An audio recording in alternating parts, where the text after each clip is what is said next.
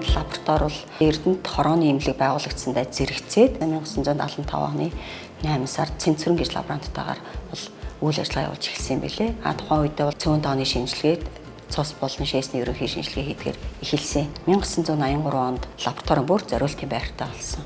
За эндээс бол үйл ажиллагаанд өргөжсөн биохим, клиник, бактериолог, гистолог гэх мэтэр үйл ажиллагаа өргөжүүлсэн. Манай эмнэлэг ерөнхийд нь бол бүсийн онцлогын эмчилгээний төв болгох тийм шийд гарсантай холбоотойгоор Монгол улсыг хөгжүүлэх сангаас 400 сая төгрөгийн хөрөнгө оруулалтыг манай эмнэлэгт хийсэн.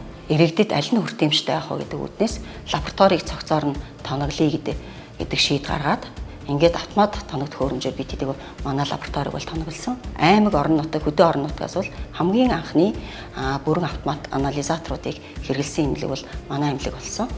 За энд бол дэлхийд тэргүүлэгч Roche брендийн биохим, иммунологийн аппарат, Японы Seismics-ийн гематолог, коагулограммын аппаратуудаа тоноглохоос гадна Vitek 2 гээд өнөөч гэсэн чанараа алдаагүй яваа. Энэ аппаратыг бол манайх хамгийн анх удаа шинжилгээ хийж эхэлсэн. Тэгээд дижитал микроскопоор бас тоноглосон байдгийг. За үүнтэй зэрэгцээд манай 2010 онд бол Азийн хөгжлийн банк тэгээд шувууны томоогийн төслөөр бол вирус судлалын лабораторийг үнээсэн. Тэгээд яг өнөөдрийн байдлаар бол 25 ажилтнтай нэгдсэн лаборатори гэдэг нэрийн дор үйл ажиллагаа явуулж байна. Одоо хамгийн сүүлийн байдлаар хэд бид бол молекул биологийн шинжилгээг бүр нутагшуулаад байнгын хийгддэг тийм болох зорилт тавьсан яваа. Оны судлалын лабораторийн хувьд бол бэлгийн замаар дамжих халдварыг PCR хийхээр одоо төлөвлөсөн энэ онд бол эхнээсээ ороод эхэлсэн байгаа. B, C, D вирусээ тоолоод эхэлсэн байгаа.